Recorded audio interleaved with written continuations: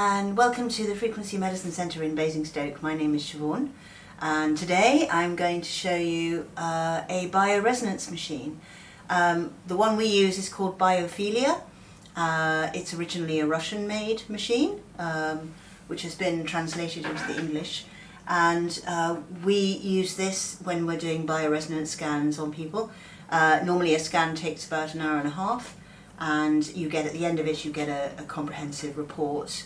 It can scan all sorts of things in your body. It can tell you whether there's vitamin deficiencies, mineral deficiencies. It can tell you if you have heavy metals in your system, certain parasites or helminths or parasitic worms, and also any allergens.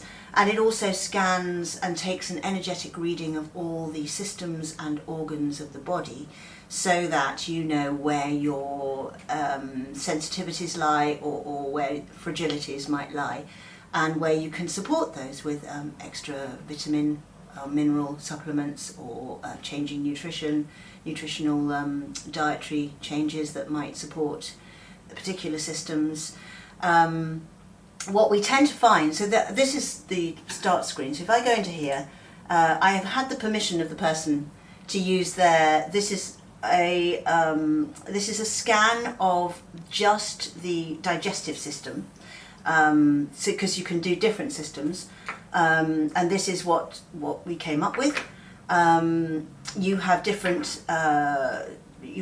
things on the screen, like you can see where things are chronic, acute, or normal, with the greens normal, and you also have something called optimum dispersion. So if the optimum dispersion is less than a certain number, that's where we concentrate our energies. Because this scan is incredibly sensitive, it can tell you energetic signatures of things that might be coming down the road 5-10 years from now, and you don't want to know so much information. What you want to know is what's happening now, what's about to happen, and how you can reverse that or change course to prevent certain things from happening. So I would take the optimum dispersion here down to less than or equal to 0.9. So I'll just do that now, and then what we're left with, and I take the energy down to acute or chronic, because we don't want to look at anything that's normal.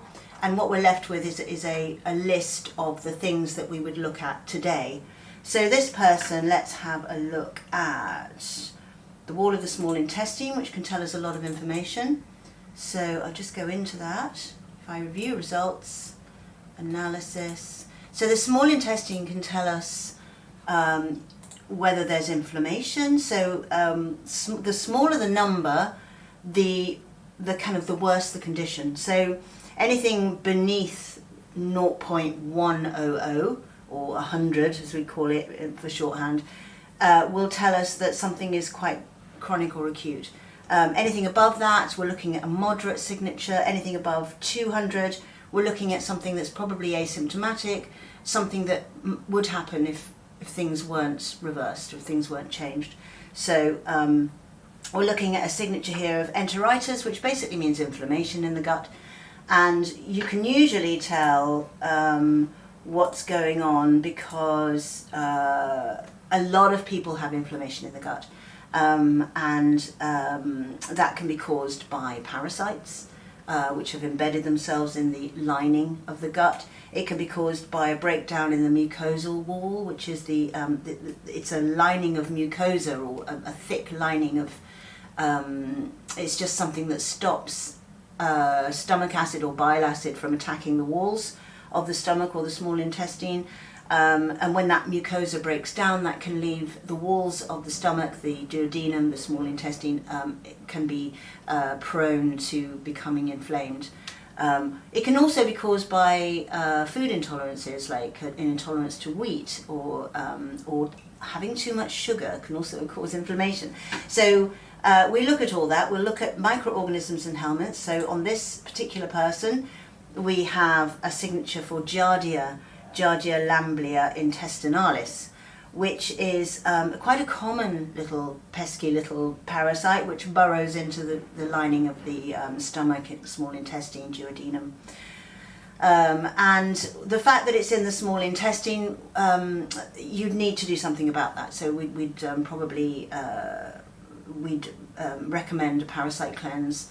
And we usually recommend something like, oregano oil or berberine, which is very good for getting rid of giardia particularly, and a number of different things. And then toxin binders like chlorella, spirulina, some kind of earth clay like diatomaceous earth or zeolite clay, which can help to, bind that toxin and take it out of your system. We would also look for heavy metals, because often microorganisms go in tandem with heavy metals. And here, there's not a big heavy metal signature. Mercury and aluminium are both showing up at 0.410 and 0.415. That's, although they're pretty bad in terms of heavy metal toxicity, that signature is actually incredibly mild. So you could do a heavy metal detox as well. But that is not the main thing that's happening here. It may be that it's more to do with allergens in this case. So we're getting a very low signature on coffee. That's quite common as well, that a lot of people are allergic to coffee. And it may just be that we drink too much. I know I do. I've cut my coffee right down to a couple of times a week now, and I used to drink it, once, twice a day. And this signature shows that coffee is probably certainly a contributor to that inflammation. We have other things, other chemicals. These levomycetin and dexamethasone are both used in antibiotics, so there is a sensitivity to that. And we have something called spurred flour, which is also bleached flour or white flour. So this person also has a sensitivity to flour products. So that would be pastry, cake with wheat flour in, breads with wheat flour in. Spurred flour particularly is bleached flour, so white flour. So this person should be really avoiding that. Other things, to a lesser extent, this person is allergic to chocolate. So these things, although, you wouldn't say, oh my God, I have an allergy to chocolate, I'm going to die if I eat some chocolate. No, what's happening is that the small intestine is reacting, even in a small way, to those kinds of foods. And so reducing those kinds of foods in the diet might be a good idea for this person.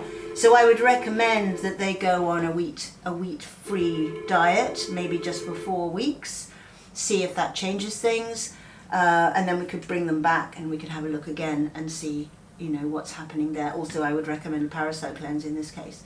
Something gentle. I wouldn't go crazy on the parasite cleanse because there was only giardia really. But I'd do something gentle. I'd suggest something gentle for them. And often if you just remove sugar and flour from your diet, parasites have nothing to eat. And you could recommend the removal of all grains for a period of 4 weeks, and the parasites would really have nothing to eat. And anything else that cleans them out, like the oregano oil or the berberine, that would help to get rid of those entirely. Okay, I hope that explains biophilia for you. Obviously we look through all of this. So we give a really good insight into what's happening in your pancreas, your liver, small intestine, appendix, gallbladder. All of it needs to be looked at, and then we get a really good picture then of what's going on in this person's gut, for example. And this is then you can do it in all of the systems. So we can then have a look at the cardiovascular system, the heart, the spleen, the blood vessels. We can look at the skeletal system and the muscular system. We can look at what else? The urogenital system, the respiratory system. So we can have a good look at everything. So when you come for a biophilia session, you can say what you're concerned about. I mean, you may feel something's a bit off in one part of your body, and we can look at that first and really have a look at that. We can also do a comparison. So if you have one biophilia session, say the first time, and then you put in place some protocols, so we say make some nutritional changes, take some supplements, whatever it is, then you can make a comparison. So we can do we can do the original date, and then we can do the new date. And we really suggest that you leave it 3 months between the first one and the second one, the first one and the review, because it takes 3 months to really turn the ship around sometimes. So it's good to be able to see that there's been a change.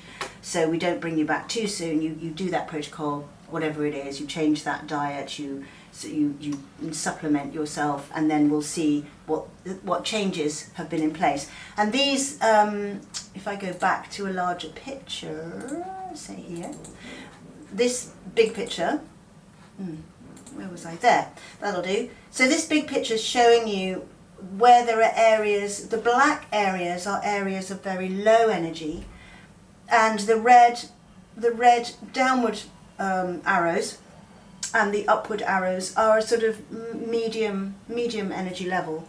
The yellow is a much higher energy level. So on this person you can see that although there's a layer of black, that could be where the parasites have embedded, and these yellow and orange areas are the new epithelium, that new growth, that given the right circumstances, that new growth will then take over and become much healthier tissue. I didn't show you give me a moment, the vitamin table. So this is where, if I'm looking at the small intestine, the impact on the small intestine of certain vitamin deficiencies. So at 0.239 there's a slight moderate I'd say, vitamin B6 deficiency. If vitamin C, B1, that's actually D3, it's lost in translation. Niacin, which is B3, bioflavonoids, and vitamin B2 and vitamin B12. And folate, what we would say folate, not folic acid, vitamin B9.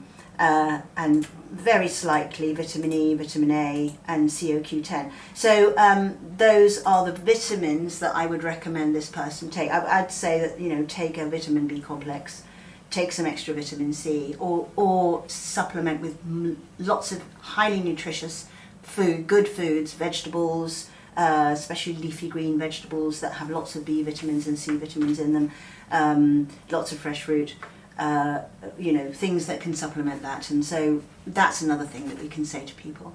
So thank you for listening. My name has been Siobhan, and this has been Basingstoke Frequency Medicine Centre. Thank you.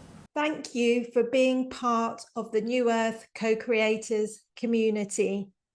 If you'd like to support these conversations, please consider joining our YouTube membership by clicking the join button below this video. Your support keeps this channel growing. Thank you so much.